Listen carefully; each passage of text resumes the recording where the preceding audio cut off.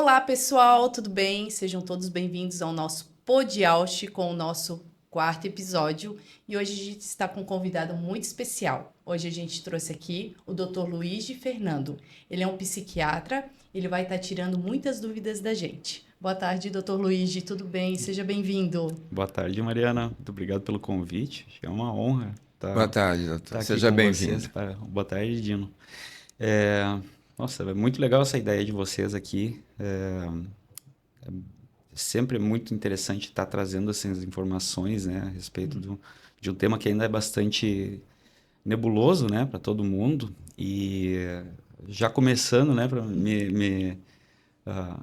para dizer que para a gente também é bastante nebuloso, tá? Talvez às vezes pode não parecer, a gente é especialista, médico, trabalha com a área, mas ainda é bastante pavoroso para a gente trabalhar com esse tipo de coisa. Tanto que quando você me chamou para o podcast, né? A primeira coisa que me deu foi um receio, tipo assim, cara, mãe de autista, ela sabe tudo sobre autista, o que que eu sei, o que que eu vou poder acrescentar, né?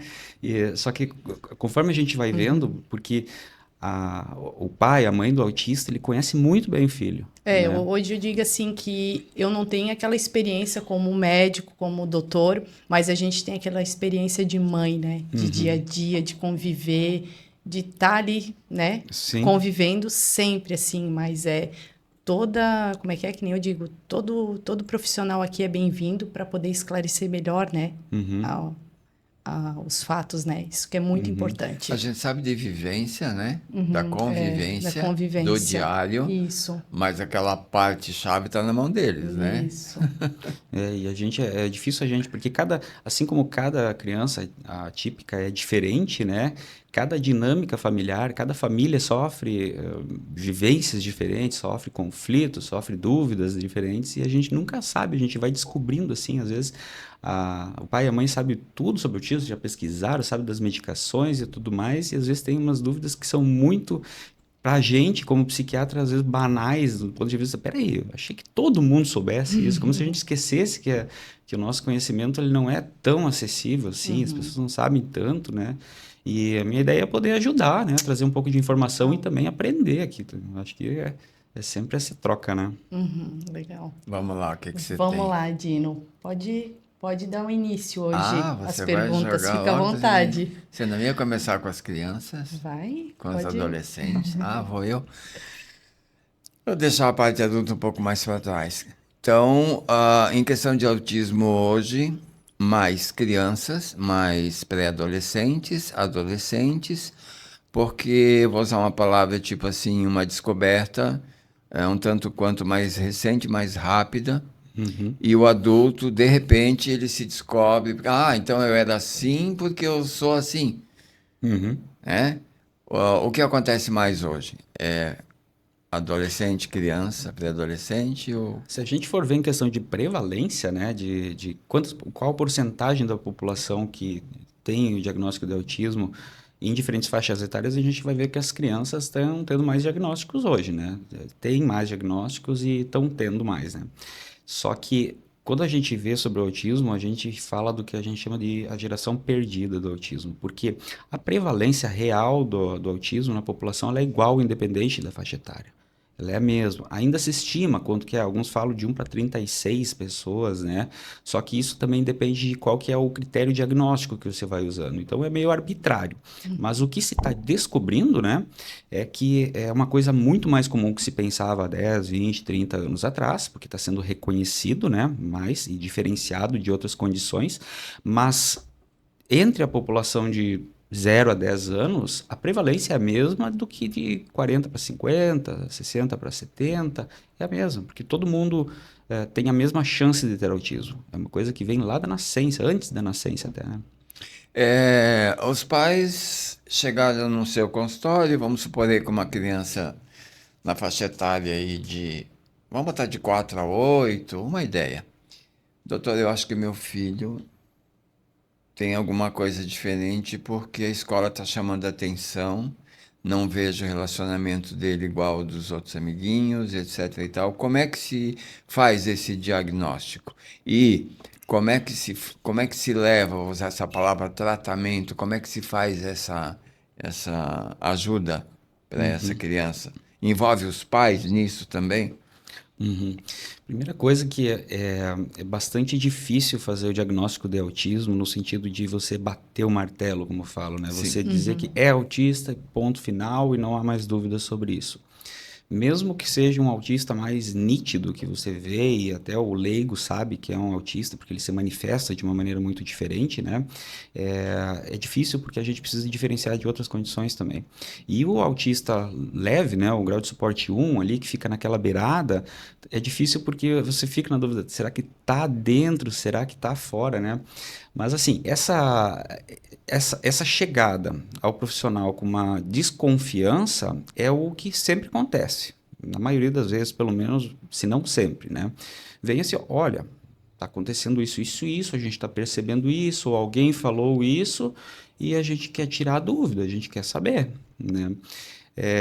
Então, assim, a gente, na primeira avaliação, né, seja um psiquiatra, um médico, um neurologista, que geralmente trabalha com isso, né, a gente vai fazer um levantamento, conhecer aquela criança o máximo possível, conhecer o que a mãe ou o pai estão vendo dessa criança, né, para identificar o que são traços de autismo, o que não é, quais são as dúvidas que eles trazem. E aí eu pergunto algumas coisas que são comuns também em relação a traços autísticos e a mãe ou o pai vão identificando, é verdade, eles têm isso, têm aquilo, né? Então, assim, na primeira consulta, geralmente a gente vai dar ter uma ideia diagnóstica, né? É provável, não é, afasta, será que é outra coisa, né? E a gente dá o que a gente chama de diagnóstico provisório, né? Porque o que acontece? Principalmente na criança pequena, né? Às vezes 3, 4, 5 anos, se ele está num limbo ali entre ser ou não ser, a gente preza pelo diagnóstico. Porque a intervenção precoce, nesses casos, ela tem um grande ganho, tá? Se não for autista, fechou. Ela teve a estimulação de qualquer maneira, não perdeu nada com isso, né? Agora, se ela for autista e deixar de receber intervenção precoce, quando tem essas primeiras suspeitas, a repercussão isso no futuro é muito grande. Que testes são realizados para chegar nesse ponto? Primeiro O senhor falou em teste, intervenção, me chamou a atenção nisso. Que teste? intervenção é o tratamento. Sim. Tá? É o tratamento. Sim. E intervenção vai ser de todo tipo, né? Desde a pessoa conseguir os direitos que ela tem em relação à deficiência, intervenção com fonoaudiólogo, se for necessário, psicólogo, psiquiatra, o que for, né? Essa é a intervenção. De testes, o principal, que é o que dá o diagnóstico, é o exame clínico. Ele é puramente clínico, não tem exame de imagem, não tem exame de laboratório, nada assim. Ele é observação e juntada de pistas ali para o clínico fazer o diagnóstico, né?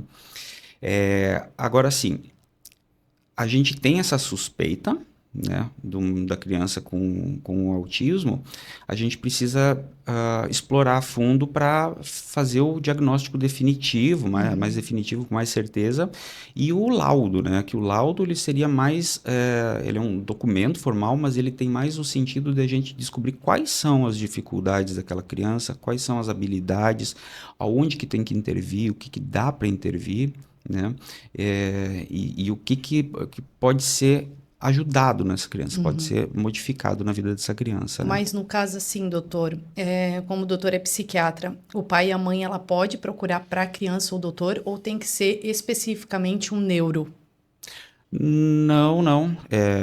Geralmente, quem está por dentro da área do autismo são, na maioria, os psiquiatras e os neurologistas, principalmente os Eu fico um neuropediatras, pouco né? confusa sobre isso, porque tem mães que eu já vi, mas eu procurei um psiquiatra, mas eu fui no neuro. Aí a gente fica, mas eu na minha opinião, sempre achei que o psiquiatra era só para adolescentes e adultos. Para dar laudo de autismo de criança, eu sempre fiquei naquela linha, que seria o neuro. Agora, isso é uma coisa nova para mim. Já achei muito interessante. Eu acho que vai menos da especialidade, mais do profissional em si, porque a pessoa ela tem que ter um interesse, ela tem que ter alguma experiência nessa área. Para te ter uma noção, na psiquiatria, a gente tem como rol de estudo, ela faz parte dos transtornos, tanto o déficit intelectual, o TDAH, eles são transtornos do neurodesenvolvimento também, né? Assim como o autismo, só que a gente muito pouco estuda isso. Não é uma coisa que todo psiquiatra sai sabendo, assim como também não é todo neurologista que sai. Não é todo mundo que vai atender. Como é que o senhor, desculpe interromper, a gente interrompendo, como é que o senhor, como um psiquiatra, consegue, claro que consegue, mas assim, diferencia uma pessoa que possa ter autismo ou que ela possa ter outros transtornos mentais, Uhum. né? Aí entra muita coisa aí, toque, TDAH e vai por aí afora. Tá. Como é que a gente consegue, porque eu como leigo, a gente não consegue, mas vocês diferenciam. Como isso? Todos esses diagnósticos aí relacionados ao neurodesenvolvimento, eles são mais ou menos parecidos do ponto de vista fisiopatológico, né? Porque tanto o autismo quanto o déficit intelectual, retardo mental, né? E o TDAH, eles têm uma origem neurofuncional, neuroestrutural, que são muito parecidas, só que depende, vamos dizer assim, de qual parte do cérebro que está afetado. O TDAH, ele é uma disfunção nos circuitos principalmente da dopamina, né, que é a nossa autorregulação, controle de atenção, de impulsos. Então, basicamente, está ali o problema, né? O autismo, ele vai para uma outra área do cérebro, ou outras, né, certos sistemas do cérebro ali que estão mais relacionados à linguagem, à comunicação, à socialização. E o déficit intelectual é uma coisa mais global, mais geral, porque vai mais dos processos cognitivos e a função neurológica como um todo, né? A diferenciação se dá justamente da gente identificar onde é que estão essas dificuldades específicas da pessoa. Se ela é mais um impulso, ela vai mais para o TDAH. Se é mais a comunicação e socialização, é autismo. Só que geralmente elas são comórbidos. Muito autista tem também o déficit intelectual, a maioria, né? Muitos têm TDAH, então tá tudo mais ou menos misturado, né? Ah, o senhor, o doutor, nota diferença entre os níveis de suporte entre o 1, 2 e o 3, que o TDAH é um pouco mais elevado, que o TOD é um pouco mais elevado, porque assim, ó, eu tenho um filho com um nível 3 de suporte e tenho meus outros dois que são 2 de nível de suporte. Eu percebo que parece que o meu que tem o nível de suporte 2, às vezes ele é um pouquinho mais elevado do que o de grau 3 em algumas Elevado coisas. em que sentido? Tanto na escola, como Tá. em prestar atenção. Eu não sei se é o TDAH ali, mas eu noto assim que muitas vezes o meu de grau 3 é um pouco melhor em alguma coisa do que o de grau 2, assim. Eu noto que tem ali Pode acontecer, tá? Até porque assim, o nível de suporte, ele não necessariamente tem a relação com a gravidade do ponto de vista quanta alteração ele tem no cérebro. É a quantidade de suporte que ele precisa. Às vezes você tem um paciente com nível de suporte 3, mas que é muito inteligente naquelas áreas restritas que eles têm, por exemplo. E tem outros que são nível de suporte 1, que tem muita dificuldade em socialização, por exemplo. Então é muito variado, tá? A tendência é que quanto maior o nível de suporte, pressupõe-se uma maior deficiência também. Então, geralmente vai ter um grau maior de TDAH, um grau maior de déficit cognitivo, e por aí vai, né? Independentemente do nível de suporte, se eu tiver uma criança que eu começo a perceber, eu sei que ele é autista, já diagnosticar, mas eu percebo que ele tem um lado muito voltado, por exemplo, para a música. Ele adora o piano, ele adora o violão, ele tem uma facilidade com a flauta. O pai tem que incentivar isso, tem que procurar uma escola de música e colocar essa criança lá? Ou Tem que é complicado de afirmar, né? Mas seria o aconselhável, tá? Porque a gente preza como um tratamento do autista, né? Mais do que remédio, mais do que intervenção, é a gente ajudar ele a crescer no mundo, né? Ele tem que se encaixar de alguma maneira, ao contrário daquele autista antigamente, né, que ele era isolado, ele ficava em casa, não saía na rua porque a família tinha vergonha, ninguém queria mais saber daquela família. Não, hoje a gente trata o autista no sentido de incluir ele na sociedade. É que a música tem a socialização do grupo de que está lá, né? Na E aula. às vezes essas habilidades, às vezes ele pode ser útil, e provavelmente vão, né? Sim. E ainda mais assim, a questão artística, para o autista, é essencial, é primordial. O meu é da música. Da meu música? De grau 3. Eu vi muitos puxados para o lado artístico. Uhum. É onde ele se acha. Pintura, Uhum. é mesmo. É. Pintura, música, argila. Eu vi muito esse lado, assim, sabe? Porque se imagina assim, o autista ele tem um mundo que é muito próprio, subjetivo Sim. dele, tá? A maneira de ele expressar isso, dele vivenciar esse mundo interno, colocar para fora, vai ser através de uma atividade artística. Por isso que eles vão para artes, desenho, escrita, o que for, né? O que for. Cada um vai ter algum foco. Geralmente o autista ele vai ter um ponto onde ele tem uma habilidade. É questão de procurar, tá? A gente foca muito nas deficiências, né? Se a gente, ele tem deficiência nisso, nisso, mas a gente esquece que ele tem habilidades que também podem ser aprimoradas e podem ser utilizadas, que é o que vai deixar aquela criança ou aquela pessoa feliz, ela vai ser feliz no mundo, ela tem que se expressar. Doutor, eu tenho uma dúvida. Eu tenho um caso de uma conhecida que ela tem um filho autista de 15 anos, que é grau 3 de suporte, né? Ele não vai para a escola, ele não toma medicação, ele é muito agressivo. Qual é a intervenção? Porque ela já tentou internar ele, pelo fato de ele ser agressivo com ela e com as outras pessoas. Isso é passivo de internação no CAPS, porque ela está lutando através disso para tentar conseguir. Porque tem algumas pessoas que falam, né, que dependendo muitas vezes como é o autismo, nem é o neuro, é o psiquiatra que tem que, né, dar um laudo para poder internar. Isso existe mesmo? Internar uma criança com autismo por ela ser agressiva, tá. porque ele é muito agressivo, né? Pergunta bastante interessante, tá? Porque assim, não é por ele ser autista ou por qualquer diagnóstico que ele vai ser internado ou não. Tá. A internação, ela é um procedimento de tratamento, Tá. é um procedimento terapêutico, tá? Antigamente existiam os manicômios. Isso não existe mais, tá? Hoje a internação psiquiátrica ela é dentro de um hospital, tá? Com intervenção médica por um tempo limitado. Geralmente, às vezes alguns poucos dias, em casos mais graves, algumas semanas, tá? Mas ele não fica de longo prazo. Agora sim, ele tendo um quadro de autismo, você fala assim, ele não toma medicação. Não, ele não toma, ele mas não tá aceita muito, e ele é muito agressivo. muito Ela tá agressivo. tentando agora para internar ele, porque Ok. realmente ele tem que. O próprio neuro já falou que ele precisa. Tá, porque eu fico pensando assim, tá, a medicação é um tratamento, a internação também é um tratamento. Será que é internação de fato que ele precisa? Esse ponto que a gente estava conversando ontem, eu e ela, sabe? Porque já foi feita uma carta para enviar ele para o CAPS para ele poder ser internado. Tá. Mas o psiquiatra parece que não aceitou. Eles não aceitaram. Só que assim, ó, ele tá muito agressivo. Muito demais. Sabe? É uma coisa... E eu já ouvi, né, de outras mães.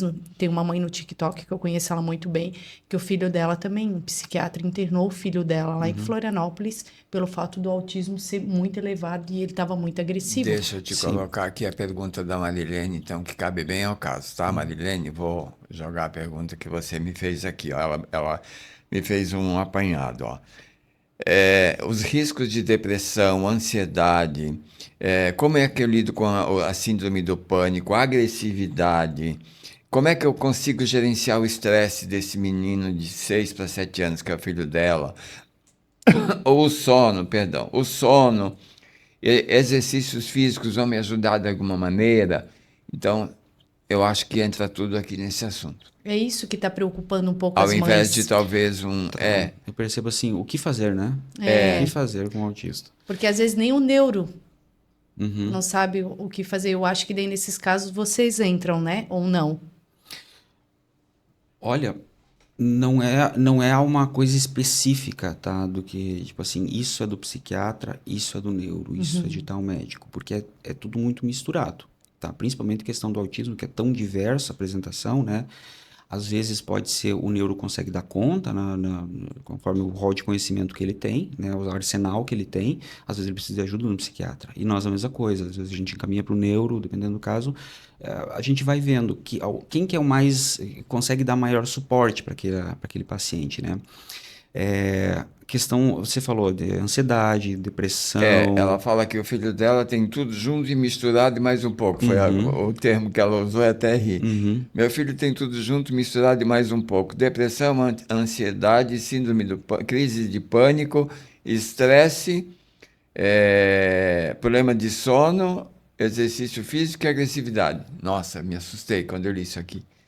Que é muita coisa para uma criança só, né? Parece ter bastante coisa, nessa né? Me faixa parece, etária. eu consigo imaginar alguém que deveria estar com acompanhamento médico, né? Que o médico conseguiria dar um auxílio nesse Ela sentido. tá no medicamento, tudo, ele é nível 3, mas ele é bem complicado, assim, nesse sentido, segundo ela descreve. E ela não consegue, nem com medicamento, nem com assistência de um, ajuda de outro, fazer com que ele, sabe? Tá. Tem alguns aspectos que eu penso assim, ó. Primeiro que a agressividade, né, especialmente quando ela é agressividade física, é uma coisa que a gente precisa intervir com bastante agressividade também, né? Porque não é só para defender o pai e a mãe que estão sofrendo agressão do filho que tem os surtos e joga coisa ou agride coisa e tal. Aquela criança também, ela tá num sofrimento, né? E ela vai ter repercussões negativas a longo prazo se ela ficar manifestando essa ou não conseguir controlar essa agressividade. Então, as medicações, elas vêm no sentido de atenuar essas crises e diminuir essas crises, né? Por isso que eu fiquei pensando assim, essa outra que você deu o exemplo de querer internar o menino e não toma medicação. Primeiro que assim, eu penso que ela poderia internar para ser iniciada a medicação, se está um quadro grave. Tá bem Tá? grave. Mas por que que ela não toma medicação até agora? Por que que vai precisar de uma internação para começar a medicação? É isso que eu não entendi também, né? Ela foi o que ela recorreu, porque ela não sabe mais o que fazer, sabe? Aí agora encaminharam para o psiquiatra, né? E ela tentou lá no CAPS, não deu certo, mas ela tá correndo atrás, porque tá difícil. Uma das coisas do CAPS, porque eu trabalho no CAPS também, né? No CAPS infantil aqui. Eu e a doutora Gleise, os dois psiquiatras ali, né? O CAPS, ele tem uma função que é Centro de Atendimento Psicossocial. Ele não é um centro de encaminhamento, um ambulatório de psiquiatria, nem de psicologia, de psicoterapia, nada assim. A gente é uma equipe multidisciplinar, né? Eu não sei que caso que é esse, porque eles não passam diretamente comigo, né? Mas a gente faz uma avaliação ali em equipe para decidir se aquele paciente vai ser acompanhado pelo CAPS ou não, né? Quando a gente observa que esse paciente ele tem uma vantagem de estar sendo acompanhado por essa equipe multidisciplinar psicossocial, ele entra, mas não simplesmente por uma repercussão psiquiátrica, digamos assim. E tem muito disso que acontece, que vem o paciente encaminhado para o CAPS por autismo, nível tal. Não é um centro de autismo. A gente não tem nem estrutura, não tem as ferramentas para estar lidando com o público autista. E quem que teria essas ferramentas? Ainda ninguém. Porque no âmbito público, né, no âmbito do SUS, ainda não existe uma estrutura bem definida. Isso não é só no município, isso é no estado, no país inteiro. Tá muito inicial essa construção desse tratamento protocolado, do que tem de legislação para se construir alguma coisa. Eu acho que no futuro, com certeza, vai existir vou botar assim, de maneira bem grosseira, um centro de tratamento de autista, tá? Mas que provavelmente não vai ser um centro. Porque nos Estados Unidos, por exemplo, se preza pelo atendimento domiciliar. Então, não é o paciente que vai até um lugar para ser atendido, é o oposto. A Europa também faz isso, né? Deve fazer também. Alguns países Deve da fazer. Europa É o que se fazem isso. observa nos países mais desenvolvidos que Alemanha tem o faz melhor isso. ganho, né? Então vai ter uma equipe especializada em atendimento e cuidado de crianças autistas, por exemplo, tá? Hoje em dia, o CAPS, ele dá suporte. Eu tenho muitos pacientes que são autistas, mas eles não estão lá por causa do autismo. Eles estão lá por questões, às vezes, mais ou menos relacionadas ao autismo. Porque o autista, que não é não é tratado, né, que não tem as intervenções, ele vai ter dificuldade na vida, ele vai ter dificuldades na escola, ele vai ter maior predisposição à depressão, ansiedade, risco de suicídio, por aí vai, né? Quadro psicótico, déficit de atenção, tudo mais. Então, a comorbidade de um autista... É espantoso isso? Claro. Pra mim é muito. Eu fiquei bem espantada agora. Sim, eu já sabia. É o tipo de coisa que para mim parece Não, óbvio. eu já sabia, mas não é óbvio para as pessoas. Porque assim, ó, pra mim não é que pra mim não é óbvio, né? Pode acontecer realmente. É que os meus tomam remédio e tá sempre controlado, né? E a agressividade vai passando conforme vai tomando o remédio pra, né, já ficar mais calmo. É a ideia, não? É a ideia, isso, né? Então, pra mim, foi um pouco espantoso o doutor falar isso pra mim, assim, eu até fiquei... Não, é claro, porque faz parte de uma dificuldade de ajuste da vida, né? Aquela pessoa tem dificuldades, né? É onde eu vou cair agora. Por isso que a gente vê muitos adultos com problemas e a gente não sabe por quê. Que ele não foi diagnosticado lá atrás. Isso mesmo. E passou a vida inteira lutando com isso sem saber o que fazer. Quando ele chega numa certa idade que ele consegue iniciar vamos chamar de tratamento, faz uma consulta e tem o diagnóstico, ele começa a entender o porquê da vida dele é assim. E ele melhora muitas vezes. Muita melhora. Ele se alivia, né? Ele se alivia. E outros não. Outros até chegam a cometer suicídio. Em muitos casos eu já soube disso, né? Como é que... estamos conversando. O senhor me viu hoje pela primeira vez. O senhor teria um diagnóstico assim, não, ele é autista. Como é que o senhor vai dar esse diagnóstico a um adulto, quando ele chega até o senhor no seu consultório? É de acordo com o que motivou ele a procurar um psiquiatra. Se ele vai atrás de um psiquiatra, é porque ele está tendo alguma dificuldade, está vendo alguma necessidade disso, ou ele foi encaminhado por alguém que identificou. Sou muito nervoso, esqueço muito as coisas, me irrito com facilidade, durmo mal, brigo com as pessoas, vivo mal-humorado, nada me satisfaz. Vai por aí? É difícil a gente pensar no autismo se não nos apresenta como uma coisa óbvia, uma suspeita do paciente, da gente ir direto para esse ponto. A gente faz a avaliação, né, geral do paciente para tentar abarcar o máximo de diagnósticos diferenciais possíveis e tudo mais, para a gente chegar num tratamento mais certeiro. Agora, é comum, o paciente chega lá com queixas assim, e você vai conversando e aí vai da experiência, né? Quando a gente está acostumado a lidar com autista, a gente já levanta liga uma luzinha ali, né? Ou descobre outra coisa, né? Aí tu começa a perguntar como é que é a socialização, como é que você era quando criança, e vai explorando, e aí você diz, cara, pode ser autismo? Isso está muito a favor do autismo, vamos começar a pesquisar isso aí, vamos para esse caminho. E aí você acha. Aí Mas você a vê maior que tudo procura isso... hoje dos adultos é pelo TDAH, né? Pelo que eu vejo assim, eu acho que eu tenho TDAH, porque... Não sei se maior, talvez mais frequente do que autismo, sim. Entendi. Porque eu tenho algumas pessoas da minha família que procuraram, né, psiquiatra, porque acho que eu tenho um nível de TDAH, e realmente. Mas será que eu sou autista? Sabe? É que nem eu. Eu já fui encaminhada para um psiquiatra porque eu tenho sinais de autismo. Mas eu já parei por ali porque eu não quis mais. Porque eu já tenho os meus filhos e eu acho que eu tenho que, né, inteirar a minha vida a eles. E daí eu também, será? Eu penso assim, né? Será que seria bom ou não, né? Essa é uma dúvida que uma mãe fica também. Porque tem mães que hoje estão sendo bastante diagnosticadas, né? Com autismo e pai também. Eu tenho uma que me mandou na caixinha. Ela tem um bebê de 3 para 4 anos. E ela disse, e agora? Estou apavorada. Não é que eu descobri que eu também sou autista? É isso que deixa a gente apavorado. É a genética Coisa assim, que entra na questão? Ninguém vai pegar você e te forçar, não. Você precisa passar por uma avaliação médica porque a gente está achando que você é autista. Vai lá fazer o teste, daí você recebe o diagnóstico contra a vontade disso. Nunca vi isso, tá? Porque o diagnóstico do autismo, ele vem para auxiliar. Ele vem para auxiliar, para ajudar aquela pessoa a entender o que está acontecendo. Tá? No seu caso, você suspeitou de algumas coisas, né? Mas ficou relutante de ir atrás com medo do diagnóstico. Isso. Isso é natural. É o medo de descobrir que tem uma coisa errada comigo, uma doença, tem um transtorno, né? Se algum dia você perceber que isso pode explicar algumas coisas na tua vida, de como você funciona, como você se adapta ou deixa de se adaptar, é plausível, né? Mas eu acho que o sentido é você ir pesquisando e vendo o que são os sintomas do autismo, né? Para ver o quanto que isso se encaixa até que isso faça sentido para ti. Uma das coisas até que, coincidentemente, eu estou colocando, ainda não está no ar, eu tenho um site, né? E eu estou disponibilizando um teste lá, que é o quociente de autismo. Não sei se vocês já ouviram falar.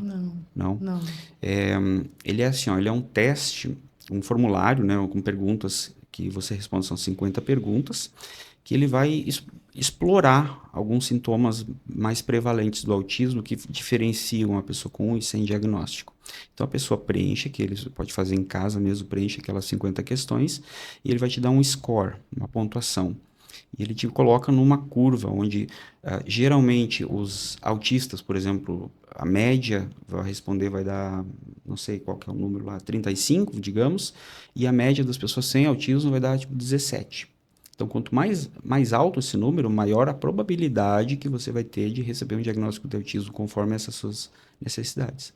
Isso incentiva a pessoa a pensar sobre o autismo, procurar um auxílio para fazer o diagnóstico mesmo, ou descartar, né? E até ela faz isso com certo prazer, porque não tem que falar, se explicar, se abrir, né? Mencionar alguma coisa. Não, estou aqui no cantinho, eu, o papel e a caneta.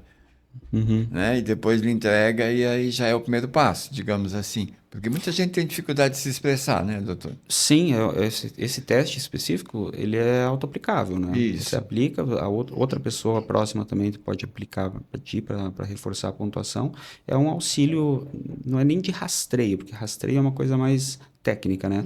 Mas é para a pessoa que aplica o teste se atentar se existe a possibilidade, se isso que ela está suspeitando que possa ser traço de autismo, de fato fala a favor ou não. E por que que os traços de autismo em menina é mais difícil de detectar do que dos meninos? Eu não sei se existe uma resposta exata para isso, né? Mas o que se percebe é que a menina ela tem como se fosse um tipo de socialização diferente. É diferente a socialização do menino da menina. E para as meninas, é como se elas tivessem uma capacidade de mascarar melhor. As meninas com um diagnóstico, elas são menos percebidas do que os meninos. É por isso que as prevalências antigamente se falava, não, autismo é uma doença de menino, que quase só menino que tem. Com o tempo foi se detectando que não, que as meninas também têm na mesma proporção, só que elas não são vistas. Por isso que tem muita mãe ganhando diagnóstico de autista depois de adulta. Porque a menina consegue camuflar mais fácil, então, do que o menino. É isso que eu tô percebendo hoje, assim, né? Que as mães que eu convivo hoje tem bastante nessa posição, né? Eu descobri agora que eu sou autista. Nossa, mas eu sempre fui sociável, sempre isso. E é uma coisa bem diferente, assim, para mim, que sempre depois na vida adulta, assim, as meninas, né? As mulheres, elas são diagnosticadas, não sei se isso é com frequência ou não. Porque geralmente as crianças que são mais nitidamente autistas, que têm uma manifestação mais evidente, eles são diagnosticados antes, né? E a menina, ela permanece às vezes a vida inteira sem o diagnóstico. Quais seriam as opções, digamos assim, para tratamento de um autista adulto? Vai pelo mesmo caminho do adolescente, da criança, ou o adulto tem um tratamento diferenciado? Eu acho que muda no sentido de... Porque a criança, a gente fala de estímulo e dar as ferramentas para ela, ensinar. ajudar ela nessa questão de socialização, ter um cuidado especial com a questão, por exemplo, da escrita, do aprendizado, né? Isso na criança, quando você tem um diagnóstico de autismo. O adulto, geralmente, ele já está consolidado, a personalidade, a capacidade de aprender e tudo mais. A gente não vai mais falar sobre ajudar o adulto a aprender as coisas, até pode, né? Mas para o adulto é mais um sentido de autoconhecimento, né? De ele se entender por que algumas coisas que ele detecta como sendo diferentes são diferentes, né? O quanto que ele consegue, de fato, melhorar para se encaixar nesse que chamam de padrão social, né? Porque tem coisas que o autista ele vai ter as tipicidades dele e é natural, né? Só que enquanto não se reconhece, ele fica nessa dúvida. Para tratamento eu sempre falo assim, ó, o tratamento do autista não é tratar o autista, né? É tratar o entorno dele. É ajudar a organizar a vida dele, a ajudar as pessoas próximas a entenderem o que acontece com aquela pessoa, a adaptar as rotinas, adaptar a estrutura da casa, a educação e tudo mais. Porque tem paciente que chega, por exemplo, a mãe com uma criança ali, e fala assim, não, se o quarto dele não tá do jeito que ele quer, ele surta e quebra tudo e tal. E aí a gente tem que ficar lutando com isso e tal. Mas como é que é o quarto? Não, é que o irmão entra no quarto dele, quebra... Tá, mas não, peraí. Primeira coisa, o irmão não pode entrar no quarto dele. Por que vocês estão mexendo nas coisas, naquele mundo que é tão importante para o autista, que é o quarto dele, por exemplo, né? Por que vocês estão ali sabotando, literalmente sabotando, né? Então, assim, você vai medicar uma criança assim, porque ela está tendo surtos, porque estão quebrando as coisas dele, mexendo nas coisas dele? Não, você passa a respeitar. Esse tipo de conhecimento, né, de conhecer o autista e de adaptar a família, adaptar o mundo em torno que a gente fala quando a gente pensa em tratamento de autismo. Doutor, agora vamos mudar um pouquinho de assunto, que eu queria falar um pouco sobre isso. Saúde mental de uma família... Desculpa, fico um pouco... A saúde mental de uma família com criança autista, uma mãe solo. Doutor, queria que o doutor falasse um pouco sobre isso pra gente, que tem, além de mim, mãe solo, tem mais também. Por que mexe tanto com a saúde mental da gente? É isso delicado, né? Porque a gente hoje não é... A gente está descobrindo o autismo na população, né? Tanto nas crianças como nos adultos. É uma coisa que está sendo visto que sempre existiu e sempre foi tratado de maneira, não digo errada, porque eram as condições que existiam, mas que hoje já passam a ser inadmissíveis, né? Eu acho que o exemplo mais clássico é a questão manicomial. Isso. Era internado o autista no manicômio, sem saber que era autista, né? Era louco, era esquizofrênico, era retardado. Podia ser um autista, que podia ter sido recuperado se fosse no dia de hoje. Mas aí a família, ela tem essa coisa que ainda tá tão primordial, que é essa questão de diagnóstico, tratamento, que ainda não tem bem definido, né? Ela fica desamparada. Né? Isso eu percebo nitidamente. Porque eu vejo assim, para mim, como psiquiatra, eu comecei falando, é nebuloso. Eu sei que eu por acaso atendo crianças e adolescentes, mas são raros os psiquiatras que atendem crianças e adolescentes. Tá? Aqui em Blumenau talvez tenham 3 ou 4 psiquiatras de infância e adolescência. Tá? E ainda, um psiquiatra infantil que atenda autista é mais raro ainda. Então eu penso assim, poxa, eu sei que eu tenho uma função que é muito útil para autistas e familiares de autistas, né? Mas eu fico pensando quanto difícil deve ser o acesso, né? Por isso que a necessidade, por exemplo, do podcast aqui. Vocês fizeram um movimento de unir forças para se ajudar. É como se vocês estivessem nadando sozinho no mar e vocês se agarram num bote ali, todo mundo junto para se ajudar. Você não tem ideia de quantas perguntas na minha caixinha amanhece o dia. Eu acordo muito cedo, 5 da manhã já estou na cozinha. Eu pego o telefone, eu olho, meu Deus, 180 e poucas. Aí eu tenho que tirar tempo para tentar responder alguma coisa. Tá cheio aqui. Eu ficaria 3 horas conversando com o senhor só para responder o que tem aqui. Não, eu imagino que quem tenha E filho autista, ainda mais nível principalmente de esse suporte assunto que a alto, né? Mariana colocou, o problema familiar A família inteira adoece, né? e a mãe que é sozinha. Eu acho que eu tô adoecida há mais de 8 anos já. E a mãe que é sozinha, que tem que correr para tudo, sabe? Eu sou mãe solo, né? Dos 3. E a mãe que depois que descobre que também tem um certo grau de autismo e não sabia. E tem, por exemplo, 2, 3 filhos autistas em casa. Quer dizer, aí o pavor aumentou. Mas o que que eu faço? Eu sei que eu não posso cair.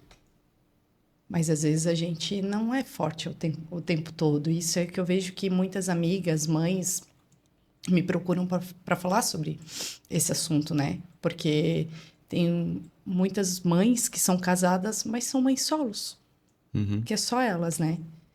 E a saúde mental da gente hoje é destruída e a gente não tem acesso a isso, ao SUS. Eu tô há mais de 3 anos esperando um psiquiatra para mim poder ser atendida. Eu ainda não fui chamada. Eu consegui fazer umas terapias que o CRAS arrumou para mim com uma psicóloga. Mas eu sinto que eu tenho a necessidade de um terapeuta, de um psiquiatra para me ajudar, sabe? Porque enquanto eu não tenho, eu vou fazendo o que eu posso. Mas é muito sofredor. Tem dias de noite assim que eu acho que o meu mundo vai acabar, assim. Não só eu, muitas mães aqui que estão assistindo a gente hoje. É o que acontece, sabe? É muito difícil. Elas pensam também no futuro dos filhos, né? Com quem ficarão meus Com filhos? quem ficarão. Isso é o primordial, assim. Meu, se acontecer alguma A coisa maior comigo... tensão dentro de uma casa, de uma família, é isso. Assim, ó, esse burnout, esse cansaço, essa pressão que você sente, né? Ela não necessariamente está ligado com a questão do autismo, de ter um autismo em casa, porque pode ser qualquer outra coisa. Tem gente que tem crianças com esquizofrenia, bipolar, toque grave, tudo isso, todos esses transtornos, né, vão causar sofrimento. E o CAPS, que a gente tem hoje, que é o centro de mais especializado de tratamento em saúde mental pelo SUS, ele vai abordar essa população, mas principalmente os mais graves, né? Os graves para moderados, dependendo do município, às vezes é difícil o acesso mesmo, às vezes é bastante precário, tem lugares que são mais tranquilos e tudo mais. Eu não sei como é que é para o adulto aqui hoje, porque eu trabalho no CAPS infantil, né? Mas que eu escuto falar que é difícil o acesso, É né? bem difícil, é E bem aí você complicado. fica limitado a procurar o clínico geral do posto de saúde, o SF, né? Que às vezes consegue tratar um caso mais leve, mas...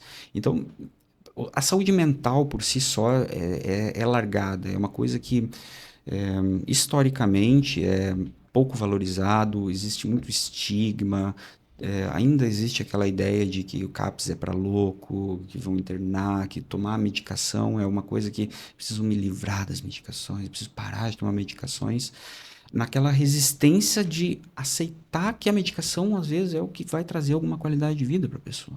E para o adulto também, quando ele é Claro. diagnosticado com autismo, se ele tiver necessidade de medicação, ele tem que... Claro, a medicação ele não é para autista ou não autista, né? Ele é para aquele pra aquela Não, mas aplicação o específica. adulto que se descobriu autista, vamos dizer assim, ele tem que entrar em alguma medicação Claro às que vezes não, ou não. não? Não, porque não Não. existe medicação para autismo. No Tem que... caso, a criança toma risperidona, né? A Tá. gente sempre vê a Ritalina, a risperidona, o canabidiol. Aí essa é a nossa dúvida. Se o adulto ele entra nessa linha de medicamentos, como a criança tomar risperidona, tomar Ritalina... Tá, é que a risperidona, a Ritalina, o aripiprazol, que são os mais comuns, eles não são medicações para autismo. Eles são medicações que eles comumente têm um maior benefício na população e nas sintomatologias do autista. Risperidona, aripiprazol, como antipsicótico, ele ajuda muito no controle de impulsos, na agressividade, na irritabilidade, ajuda no sono, né? Mas não de maneira geral, não é para todo mundo, né? A Ritalina mais a questão de impulsividade, de concentração. Então, se criou esse mito de que eu já vi paciente, inclusive, que veio até mim. Eu descobri o autismo, recebi o diagnóstico, então eu vim aqui no psiquiatra para receber minha medicação. Assim, tá, mas não é porque você é autista que vai precisar de medicação e não necessariamente que você vai receber essas medicações, porque vai de acordo com o caso, tá?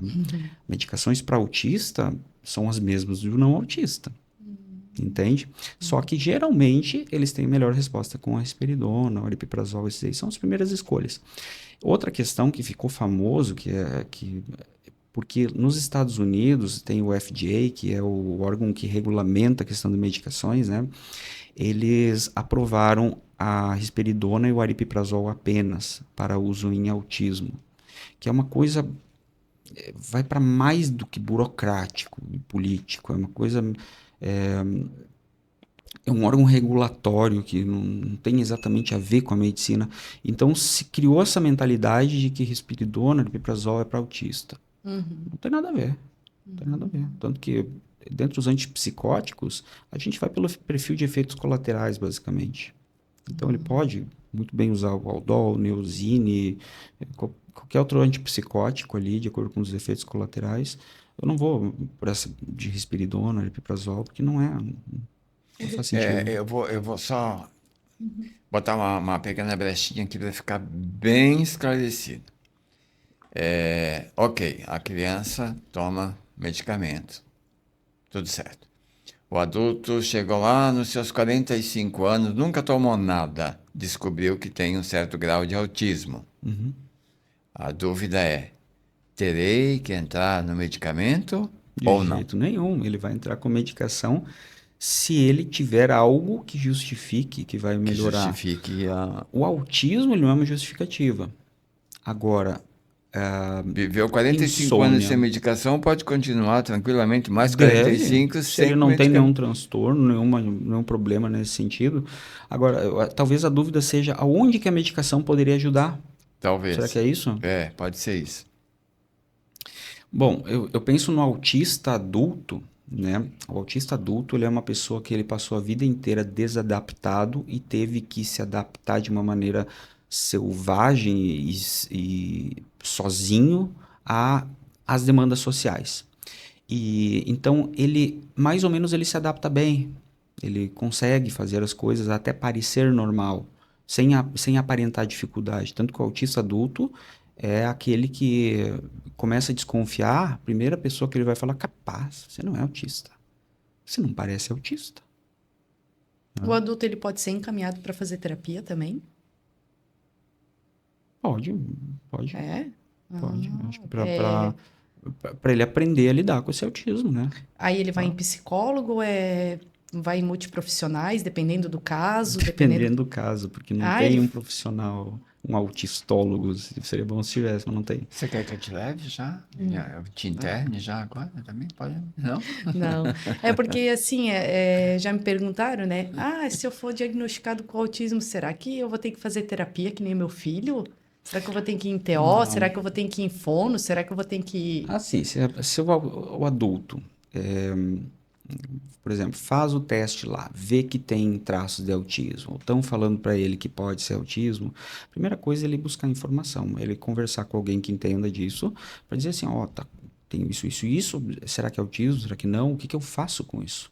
E aí o profissional que vai ajudar ele a guiar para ver o que pode ser ajudado, o que são as principais dificuldades, se tem sentido entrar com medicação ou não, porque um autista adulto ele pode muito bem passar a vida com ansiedade, tendo crises de ansiedade porque ele não consegue socializar e ele está num trabalho que ele precisa ligar para o cliente, ele não consegue, e isso gera uma ansiedade muito grande, entende? Se ele não consegue se adaptar ao trabalho dele, às vezes cabe ele tratar aquela ansiedade para que ele tenha uma qualidade de vida, né? Então a repercussão no autista adulto, ela é a mais variada possível, né?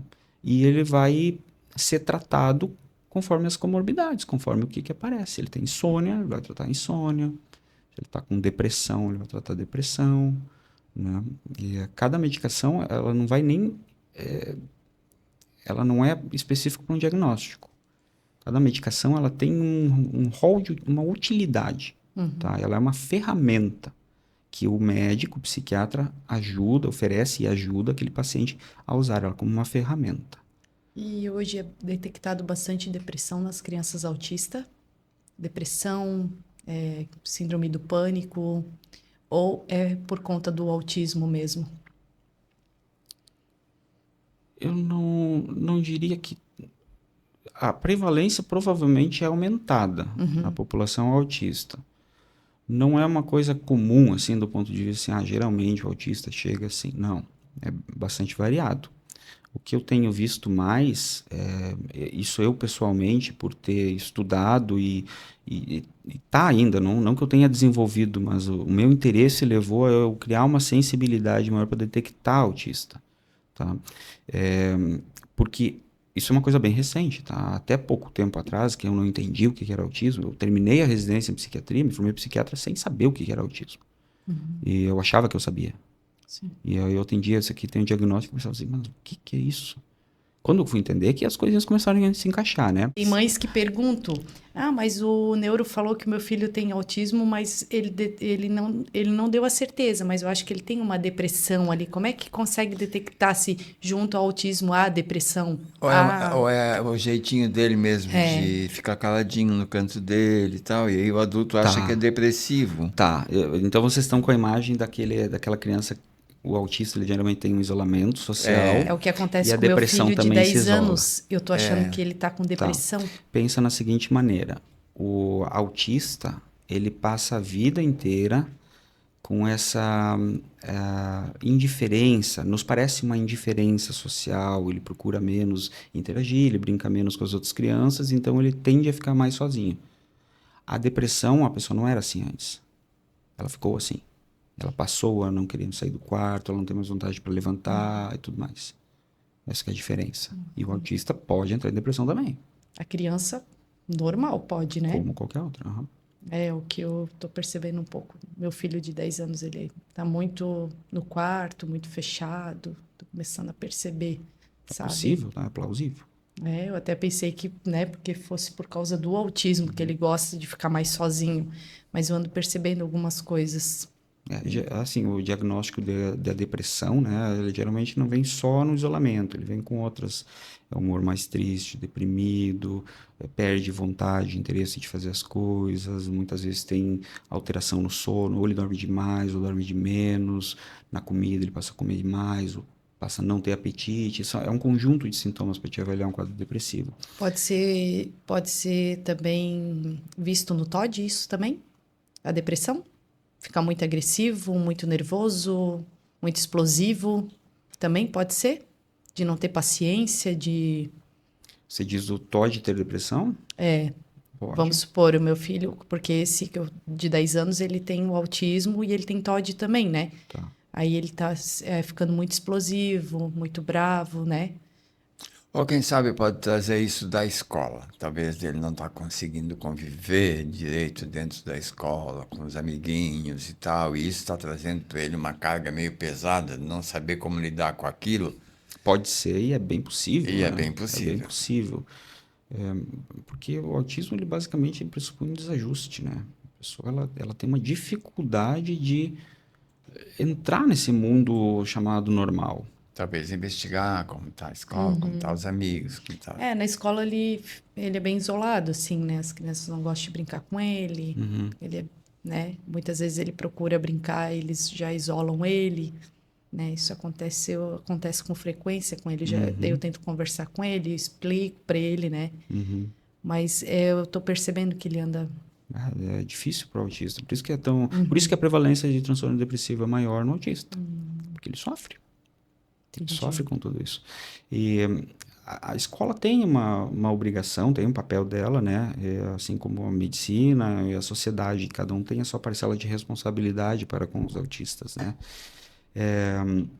Só que sempre vai ser difícil, sempre vai ser um desajuste, né? É uma dificuldade. Entendi.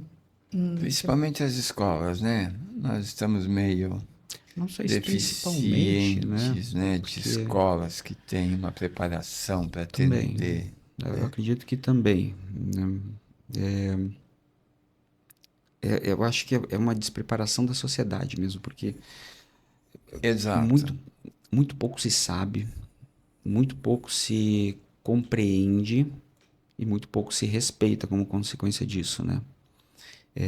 Atualmente, eu percebo, assim, a impressão que eu tenho é que está ocorrendo uma espécie de revolução autista, assim, é uma coisa que, na minha visão, daqui a 20, 30 anos, vai ser uma coisa muito mais permeada na sociedade, muito mais compreendida, assim como foram os transtornos mentais, por exemplo, que antes era um completo tabu, hoje já está muito mais acessível, as pessoas não tem mais vergonha de dizer que tem ansiedade, tem depressão, tem diagnóstico, toma medicação e tal. O autista ainda está naquele fase inicial do tabu, né?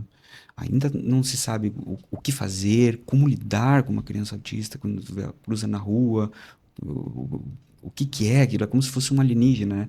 Aos poucos isso vai se incluindo. Esse que é o movimento que a gente chama de inclusão, né? Com a própria síndrome de Down, com o passar do tempo, nós vimos aí meninos formados, meninos hoje viajando para fora, para o exterior para fazer cursos, meninas também, e uma vida tranquila e normal, casando, né, tendo sua própria casa, coisa que há anos atrás não se via. A criança também era isolada. É nesse sentido que mais à frente a sociedade vai perceber e ver o autismo com esses olhos de E até compreensão. com o autismo é até mais icônico, porque o autista, com o devido suporte, ele tem muita capacidade de melhora, de adaptação. Uma das coisas que tem ocorrido, não sei se aqui no Brasil, mas existem empresas como é que chama quando é de contratação? Eles fazem a avaliação de currículo e tudo mais. RH? Não. Como se fosse uma empresa que Ah, eu sei. recolhe, pega os currículos, avalia Agência e de aloca em empregos. empresas, né? E tem empresas que fazem especificamente para autistas, porque eles entendem que o autista, apesar das dificuldades, ele tem habilidades que podem ser úteis. Por exemplo, aquele autista, se ele tem uma déficit na socialização e na comunicação, mas geralmente ele vem acompanhado, por exemplo, de um bom raciocínio lógico, ele tem uma grande vantagem numa empresa, por exemplo, que trabalha com programação, com computação. E aí eles estão detectando que vale a pena investir no autista, vale a pena criar o ambiente. A nova ideologia as empresas já estão contratando essas pessoas autistas, já adaptando a empresa ao autista. Estão colocando espécie de regras, assim, de aceitação, sabe? De incluir naquela equipe, né? Que aquela pessoa ela tem autismo e ela tem certas necessidades, né? E com isso, o autista ganha, porque ele consegue se alocar num emprego, que é uma área que ele tem uma vantagem, e a empresa ganha também. Isso é muito bom, né? Isso é inclusão. Eu conheço um rapaz, tá na faixa dos 30 e poucos, 32 talvez por aí. Trabalha numa empresa de computação muito grande e ele já está lá há 20 anos. Porque foi descoberta uma habilidade nele para programação de um certo tipo de coisa que a empresa precisava. E ele entrou naquilo e foi desenvolvendo cada vez mais, cada vez mais, cada vez mais, cada vez mais. E então, Isso é muito importante, né? Aí Isso é vem lá muito na tua bom. primeira pergunta, né? O pai deve incluir a criança autista que gosta de música numa escola de música? É recomendável, porque essa criança, não que ela vai ser um prodígio vai trabalhar com a música, mas ela vai conseguir se expressar, ela vai é o teu conseguir com música, tá? socializar. Pensa nisso, né? Então é isso, doutor. Nós chegamos ao fim desse podcast, do nosso quarto episódio do Podialche. Eu vou deixar aqui para o doutor fazer um agradecimento, para falar onde é que é o consultório do doutor, tá? Fique à vontade. Bom, primeiro eu acho que eu quero parabenizar vocês por esse trabalho. É uma coisa incrível, absolutamente incrível, vocês terem tomado a iniciativa de fazer uma Obrigada. coisa é um grande desafio, né? Tá começando ali do zero, literalmente, e com um Obrigada. plano grande, né? Um plano muito interessante. Isso a gente sabe que vocês fazem pelos filhos, né? No teu caso, pelo teu filho, pelos seus filhos, né? E isso é muito louvável, tá? o que que era mesmo para mim me apresentar? Isso. Bom, eu sou o Dr. Luiz Fernando, né? Eu trabalho no CAPS infantil, meio período, né? A parte da manhã, minha parcela de doação ao serviço público, né? E eu tenho consultório particular também, é na Clínica Meso, ali perto do Hospital Santa Isabel, né? Clínica Meso, que atendo ali tanto crianças, né? Eu geralmente coloco um limite de 6 anos para cima, né? Porque eu penso que os diagnósticos iniciais, aquela criança bem pequena, a pessoa mais adaptada para fazer isso é o pediatra ainda. Tá. Né? Eu tenho um website, né? Que é do Dr. Luiz Fernando, Dr. Luiz Fernando. Acho que dá para botar depois ali no site se precisar. Que eu tenho meus contatos, eu estou disponibilizando esses testes que eu falei ali para a pessoa, tanto criança, adolescente, adulto, auto-aplicar e detectar a probabilidade de autismo, né? Eu tenho meu Instagram, que também é Dr. Luiz Fernando. Eu acho que é isso, né? E desde já fica convidado a voltar quando tiver. Olha, eu volto com todo Sim, prazer. a gente vai fazer esse contato porque sempre vai ter uma coisa nova para a gente conversar. E quando o senhor tiver isso, o senhor está convidado a voltar para trazer esse assunto novo para Fico muito agradecido, porque para mim agrega muito também. Tá bom? É uma busca não só de vocês, mas minha também. Obrigada, a gente agradece. Obrigada.